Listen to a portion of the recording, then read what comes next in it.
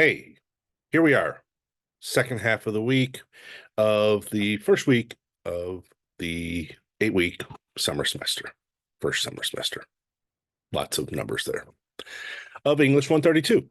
So I hope the week is going well for you. I hope you are starting to get a feel for the class, for the kinds of things that you have to do. I hope you're paying attention to all the readings that you've got to get through and the work that you've got to do in order to be successful in this class. This lecture is going to introduce us to the overall theme of the class and a few of the readings and our first assignment. Um, my first lecture kind of just introduced you to doing online learning here in my classes. This one's going to kind of get us an introduction to the class. So this is English 132. It is a research and writing course. The whole point of this course is to follow up English 131, our introduction to college writing course, with thinking about, now that you've been introduced to college writing, how do you start to think about research and why research is important? How do you incorporate research into your writing in a meaningful way so that you can be successful in your future college classes, in your career, and becoming a professional? So, uh, in order to do this course is usually set up by people looking at issues of literature and literary studies. That's why many people teach it. Other people teach according to themes, and I'm doing kind of a mix between the two. This is a course that's based on a theme, but we are also using some works of literature to help us do that. And we're going to be writing about issues related to the theme. Our theme this semester is authenticity. What does it mean to be authentic? What does it mean for us to be real in a time where many of us had important years of our lives where we were quarantined and separated from other people, where we wore masks, where people couldn't see our faces, where much of our work, much of our ideas happened in online environments? What does it mean to be real when we are surrounded by social media? And in fact, social media seems to be, for many of us, our primary form of social interaction. That's a real difference from previous eras. What does it mean for us to be real when we could just have a username, a persona that we've created, an avatar that never really reflects who we are out in the real world? What does it mean to be real when even with those people that we communicate with regularly, friends and family, coworkers, most of our communication happens through text, where the the processes of our language have changed so that we can no longer see our faces or hear inflections in our voices, but instead we are relying on words and spacing to make our meaning, and often emojis or memes to make our meaning. And I guess another question here about authenticity is, what does it mean to be real when we so often have to create this performance self in social media spaces or in texting or in different communities that we're in, the self that is not necessarily the authentic, true person we feel we are? What opportunities do we have to be real? What opportunities do we have to be authentic? Of course, one of the big problems, the reasons why we're doing this theme in this course is because of the dudes behind me. We are now living in an era where AI and the possibility of functioning, effective robots or AI is not only hypothetical, it's a reality. No, we're not yet to this level of robots, but we are living in an era when we have to ask, what does it mean to be authentic? When we could just ask AI to write our text messages to our girlfriends or our boyfriends or our grandmas, when you can ask AI to write a birthday card for your grandma. What does it mean to be authentic? What does it mean to be authentic when conceivably, and let me just say, I hope you aren't going to do this because it's going to lead you to some trouble, but where conceivably we could let AI go to college for us. Well, that's our theme for this week, this semester. And what we're using that theme as an opportunity to give us a common topic to write about, to think about, to read about, so that we can engage in a course together. Of course, the question of authenticity is especially important when we're doing a 100% asynchronous online course, where this is the most of the face that you're going to be able to see all semester. Sorry about that. I wish you could see each other.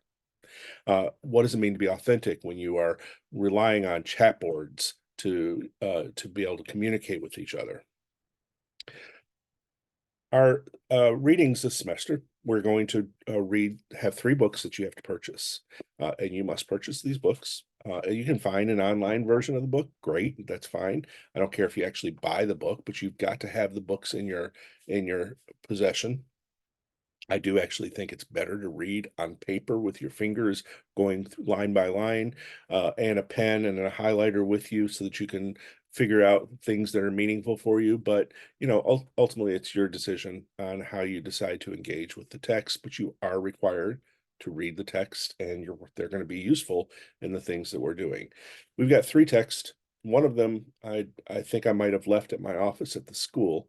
It is the In Real Life. It's a graphic novel by Cory Doctorow.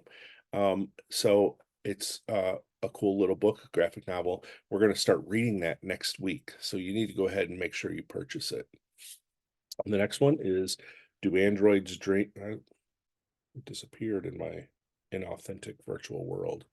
Do Androids Dream of Electric Sheep by Philip K. Dick. This is a really amazing science fiction novel from the 60s about the place of androids in our society.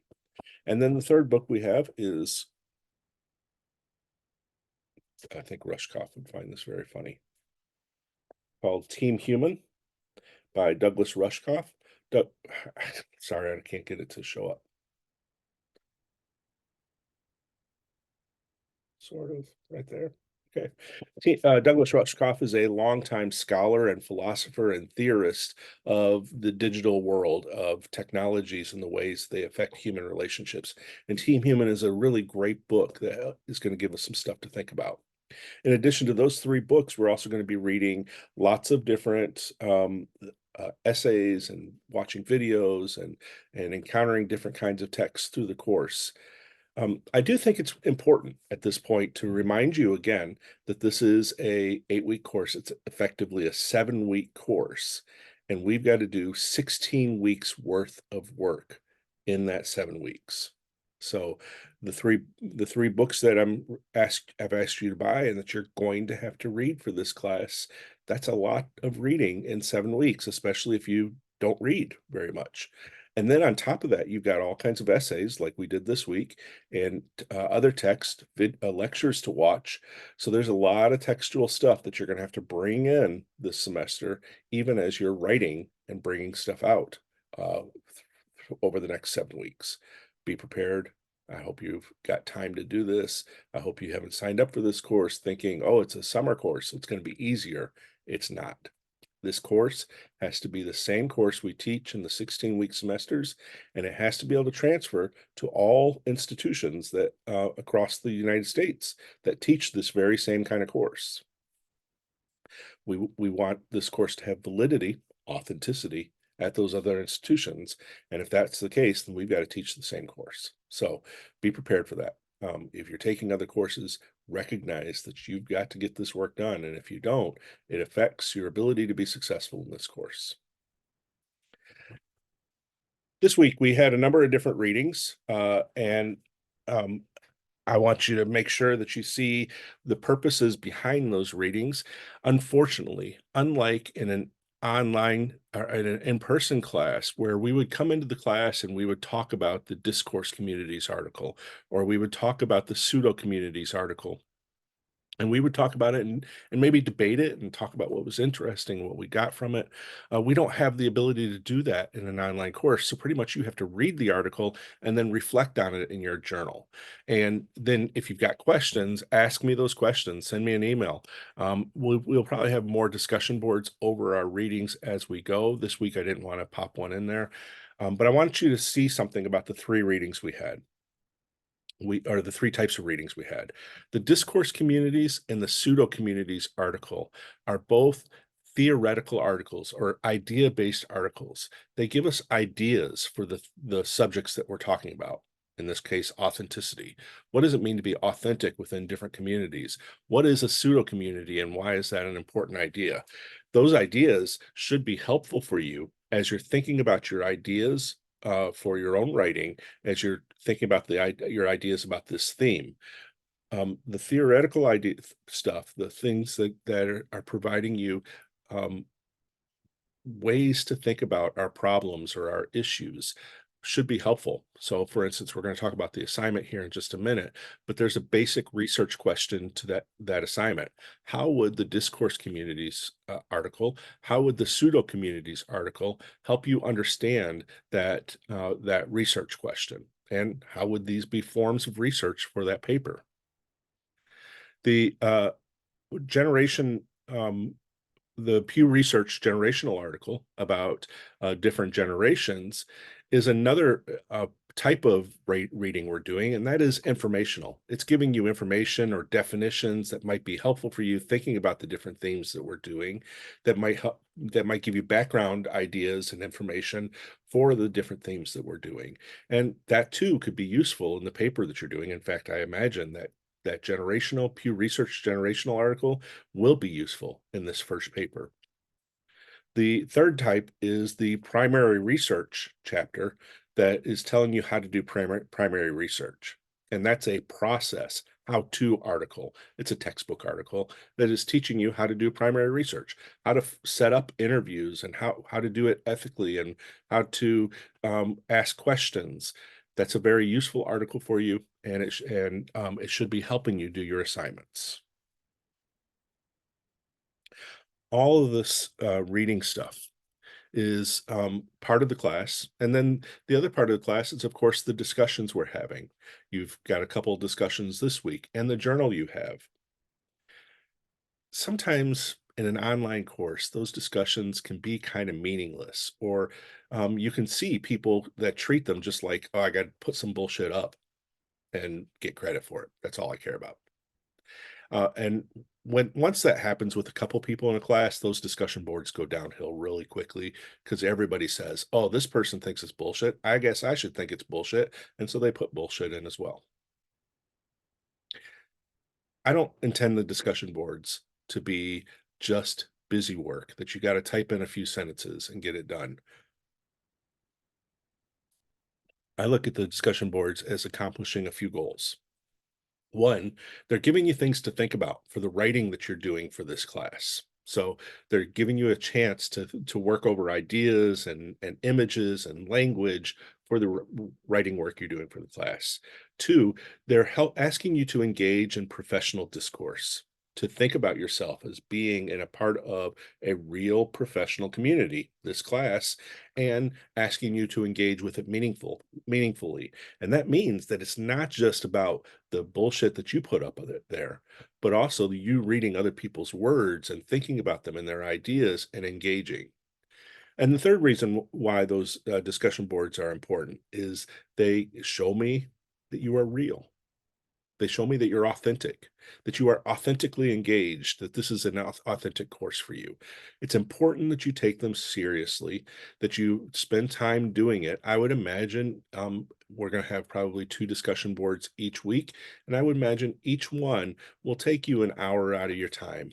So that's about 2 hours for discussion boards, and then you add the reading on top of that, and you've probably got 8 hours of reading, and then the journal another 2 hours or hour, 10 hours.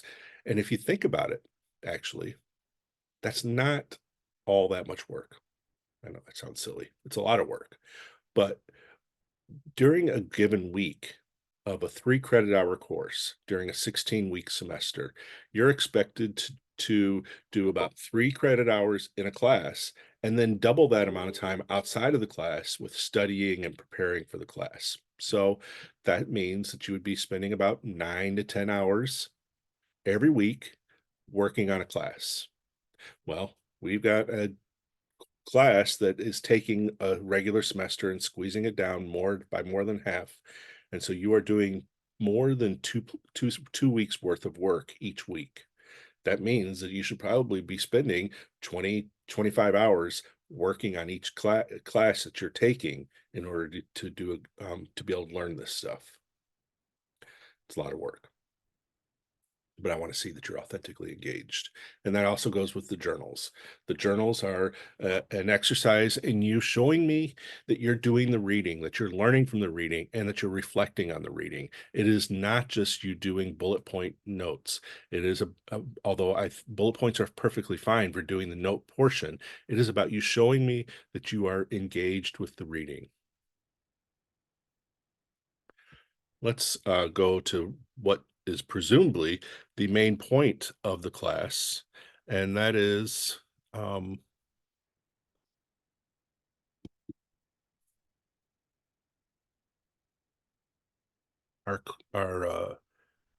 assignment. So let me share my screen. There's all the robot images that I was looking at before we got here. Uh, you should now be on my screen for the writing assignment, and we're going to call that writing assignment up.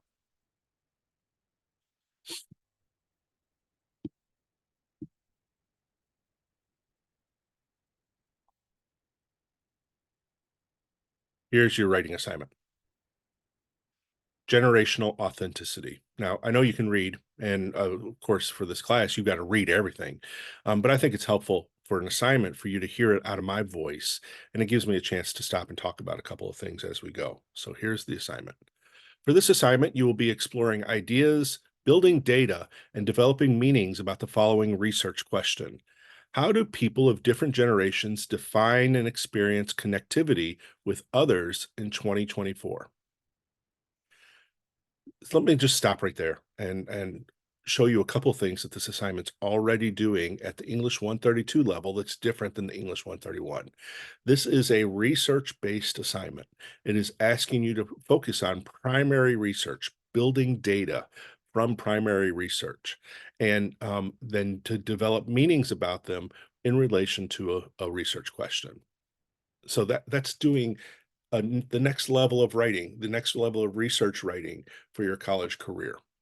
Your primary vehicle for exploring, building, and developing data will be interviews. Specifically, you will need to do 2 interviews with 2 different people who are from different generations.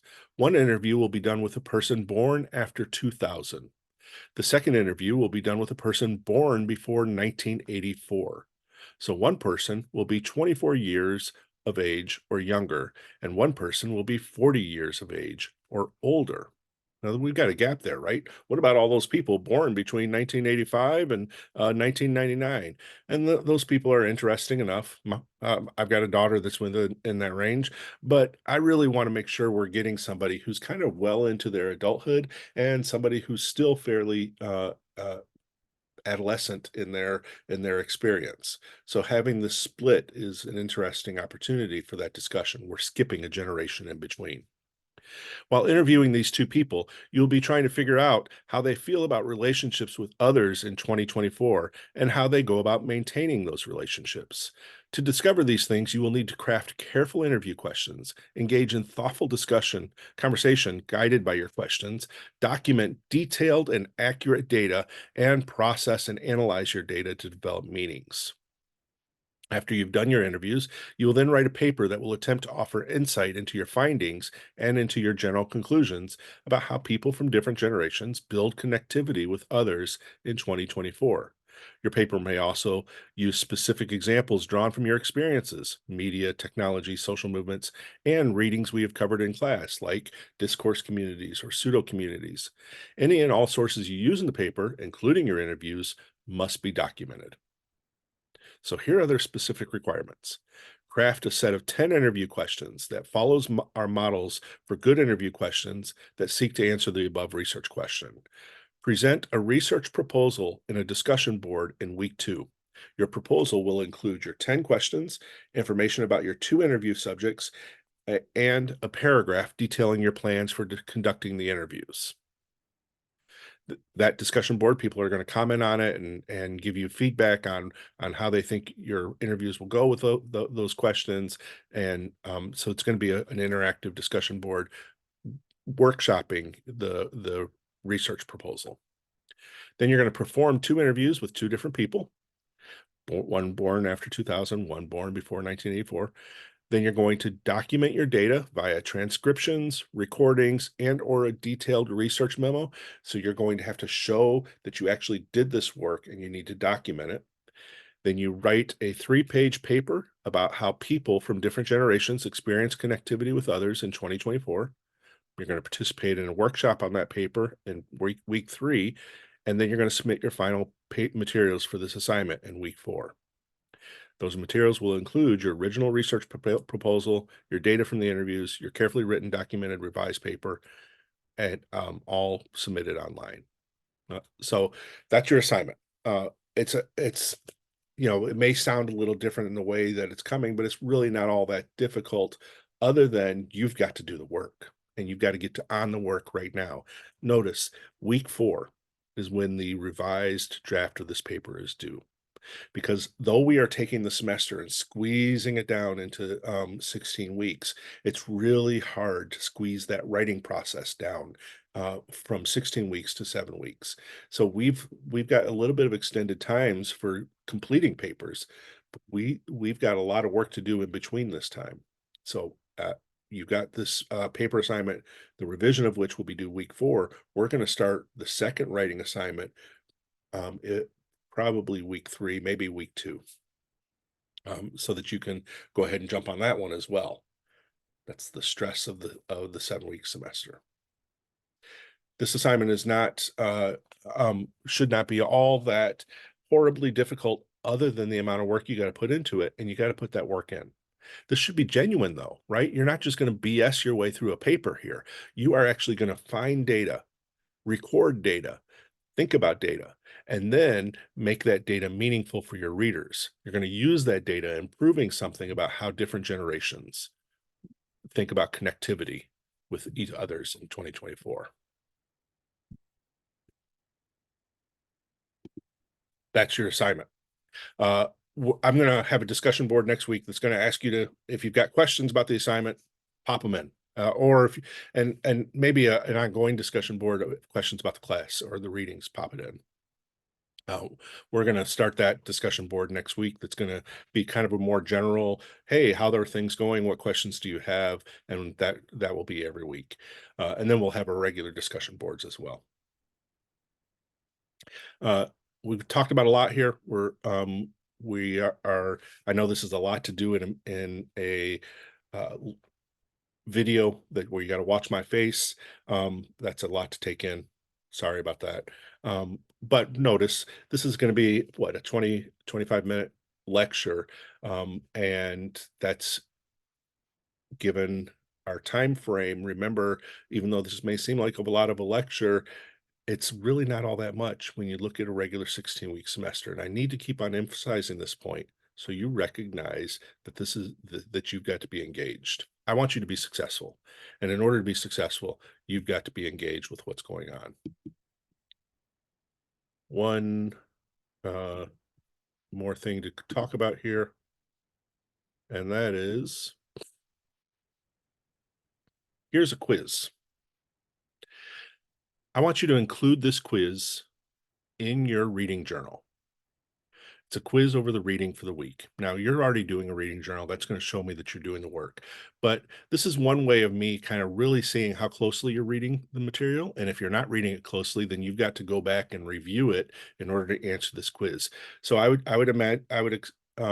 suggest that you pause the video and screenshot this quiz, or take a photo of it with your camera, and then answer this quiz in your journal this week. This is a requirement for that journal. So if it's not there, you're not going to get full points. Here's the quiz. 1. What activity is the author of the Discourse Communities article discussing at the start of his essay? That's a real simple question, but it's just telling me that you've read the article. Number 2, what types of tech does Ehrenfeld discuss in pseudo communities? What types of technology through the course of that article does he talk about? And you don't have to do paragraph answers here. 1 or 2 words, sometimes it will answer these questions. Number 3, what does the primary research article have to say about ethics? Just give me a sense of what it's talking about with ethics. Number 4, name one distinct difference between millennials and Gen Z according to the Pew Research article. So it talks about some differences between the two generations. What's one of them? And then number 5, what did I say about cheating on quizzes in my lecture? No, we haven't gotten there yet. I'm about to say it. This quiz does a couple things for me. One, it makes me force you to go back to the text and look at it more closely if you didn't look at it closely. And 2, and lets me see how many people are actually watching this lecture. I'm going to give you another 30 seconds to screenshot this or copy it. Of course, you can always come back to the video. I'm not good at counting 30 seconds in my head. So we're just going to go 10, 9, 8, 7, 6, 5, 4, 3, 2, 1. You can go back to the video and find it if you want. Let me talk a little bit about cheating. And you've already seen on the main page some stuff about AI writing. You've seen in the syllabus information about cheating and academic integrity. It would be easy enough for you to screenshot that video and send it to other people in the class so that they didn't have to watch this damn lecture because it's so damn boring. Uh, or it'd be easy enough for you to not even screenshot that video, but to share your journal with somebody else and they could copy it, and then they don't have to do the work. Or it'd be easy enough if you're the person who does not want to do the work to just read somebody's discussion board posts, run it through a AI thing that changes the language, and then post your own. Don't do that. Don't cheat. The real problem with cheating, I mean, outside of the fact that you're a dumbass and that you're not going to learn anything and that you don't care, the real problem with it is that it affects our ability to trust each other. It affects authenticity, how we can be authentic with each other. And that affects our overall ability to run a class together. There will most likely be 1 or 2 people who cheat in this course, and I'll have to call them out on it, and and they will end up failing the course and may end up getting a note to the registrar, telling them that that person cheated. Bad stuff. That's most likely going to happen because it almost always happens, even with warnings like this. But if you allow yourself to do something simple, like just tell somebody, hey, you don't have to watch the whole video. Here's the quiz that he gave. If you allow yourself to do something like that, you are participating in cheating. And if you get caught, that's a problem. But you're also kind of participating in the destruction of your own educational atmosphere. And you don't want to do that. You want this to be authentic. You want us to be real together so that we can learn together, so that you can become an authentic professional with real skills. Let's make this real. Send me an email if you got any questions. And then there will be a discussion board next week for questions, and keep working hard. Go ahead and get started on this. Get started on creating your interview questions. Get started on thinking about your paper, and let's get going. I guess that's all I have today. So I will talk to you next week.